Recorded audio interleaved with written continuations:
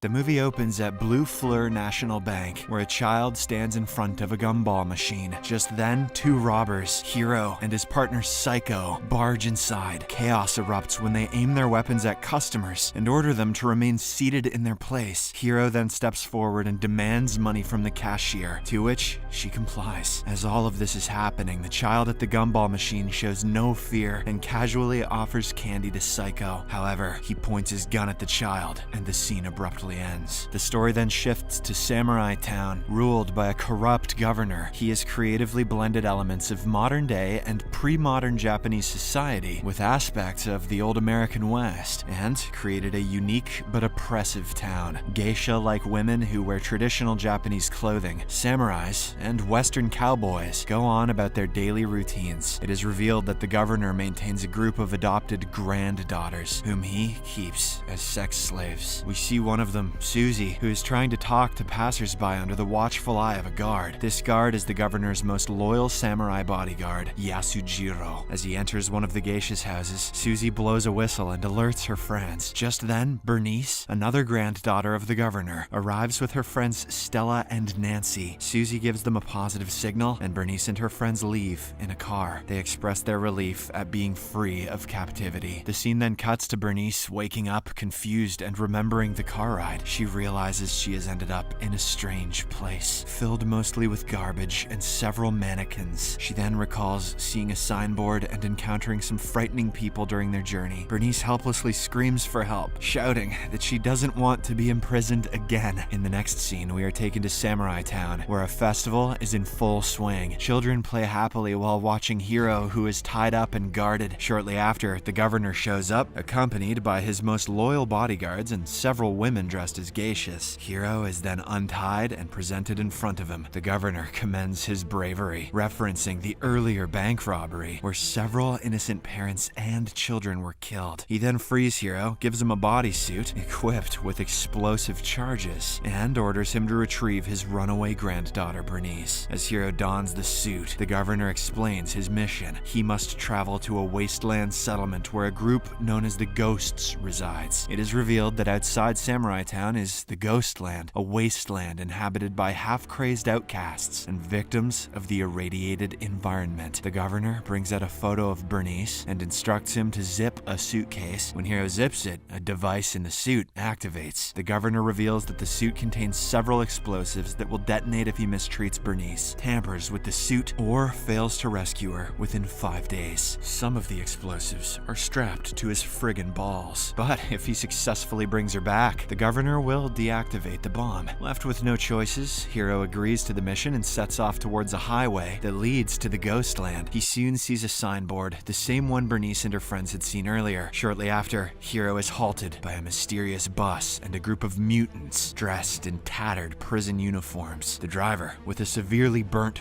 face, blinds him with a flash of light, causing him to crash into a rock. The impact injures Hero's arm, and he eventually falls unconscious. In a dreamlike state, he recalls attending a festival in the town, where he sees the Gum Machine Kid and people wearing strange masks. When Hero awakens, he finds himself in the Ghostland. He is captured by a group known as the Ratsmen, who clean up the area. They tie him up and drag him away forcibly. After a while, Hero sees an injured girl who has also been captured and asks if she is Bernice. She firmly replies with a no and reveals that Bernice is her friend. They then arrive at a cult-like territory, surrounded by ruins, garbage, and a tall clock tower. The inhabitants, dressed in questionable outfits and props, eagerly await the arrival of the two strangers. A mysterious woman then checks Hero's thick red blood and declares that he will be the one to free them all from their imprisonment. In other words, they know that he's the chosen one because he tick. After Hero frees himself, everyone gathers around him. The territory's leader, Enoch, emerges from his setup and tells Hero that no one has ever successfully left here. Those who try are killed by the ghosts and become part of the army. Enoch then asks Hero why he has come, and the latter explains that he is searching for a girl. When they see Bernice's photo, a boy claims to have seen her hiding within the mannequins. Hero goes to the said place and ultimately finds Bernice, but she doesn't respond to him. It turns out she is in a semi-catatonic state due to her trauma from the car accident. Enoch explains that ghosts come and kill the girls and take them away. Therefore, they have been hiding them inside the mannequins. Hero is unfazed by the revelation, as he only cares about completing completing his mission. So, he shows Bernice a picture of her grandfather, ultimately convincing her to come with him. In the next scene, Hiro refuels his car and leaves Ghostland. He removes mannequin layers from Bernice's face and asks her to deactivate his suit. It turns out the governor has engineered the bodysuit in such a way that it can be deactivated by Bernice's voice. Unfortunately, she cannot respond because she's still in trauma. At this moment, Hiro inadvertently activates one of his suit's explosives. This results in the loss of a testicle, causing him to pass out. After he does this,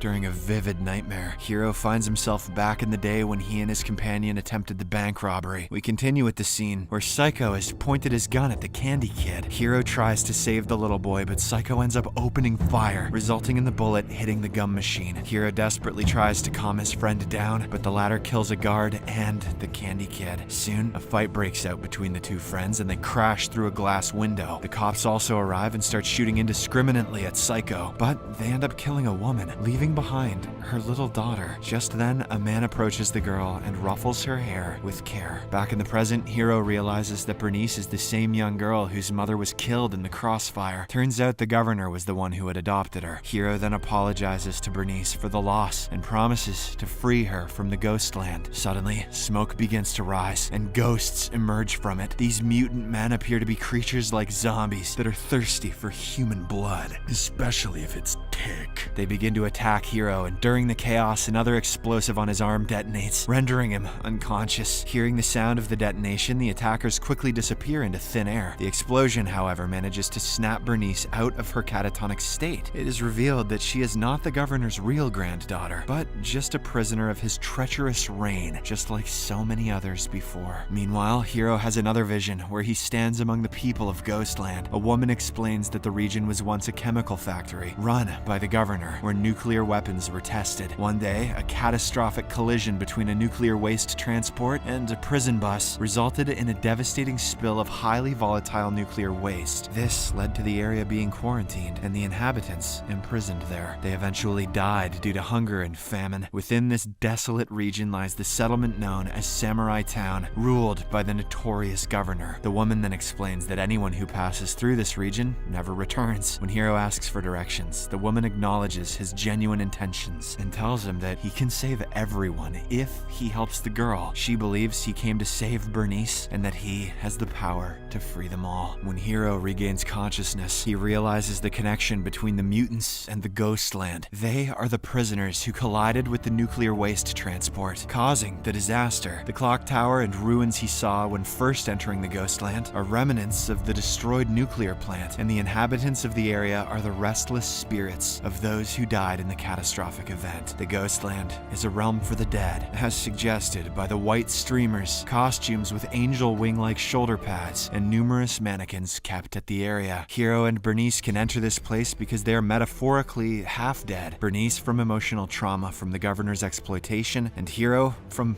losing half of his nutsack. It is further revealed that the Ghostland is not a spiritual realm, but a limbo, trapping the souls of the restless spirits. Upon learning of all this, Hiro becomes adamant on saving them. Just then, his suit's device starts beeping as it nears the final countdown. Bernice, realizing the gravity of the situation, starts to believe in him. She then crawls near the device and says, "I am Bernice," causing the explosives in the suit to be deactivated for now. "Thank you for whispering to my balls," says Nick. The scene then shifts to the governor's men returning with Stella, who had also attempted to escape with Bernice. As a punishment, Samurai Yasujiro swiftly unleashes his katana and kills her. At Ghostland, Hiro gathers all the inhabitants and tells them what he saw in his dream. He then rallies the Ghostlanders to revolt against the governor's tyranny. In Samurai Town, a woman in a cell talks to Yasujiro, reminding him that the governor promised to free him if he followed orders. She questions whether they should remain loyal to him or revolt. It is then revealed that Yasujiro's sister is also one of the governor's granddaughters. Back in the Ghostland, Hiro announces to everyone that they will leave the next day. His statement is met with laughter, but Enoch supports him, saying they must fight together. Hiro then asks the Ratsmen for some supplies, including a helmet and a weapon. Suddenly, they are confronted by the mutants and their leader, the Burnt Man. Hiro immediately recognizes the leader as his old friend Psycho, who is one of the prisoners in the bus that collided with the nuclear waste transport. During the disaster, a fire broke out, causing the prisoners to burn in flames. Some mutated into zombie-like creatures due to the nuclear reaction. Others died instantly due to their injuries, while Psycho endured severe burns on his face. He asks Hiro why he betrayed him by leaving him behind with the police. Hiro responds that Psycho was starting to lose control and become aggressive around everyone. He lost hope in him when he took innocent lives during the bank robbery. With this, the two companions sort out their misunderstanding and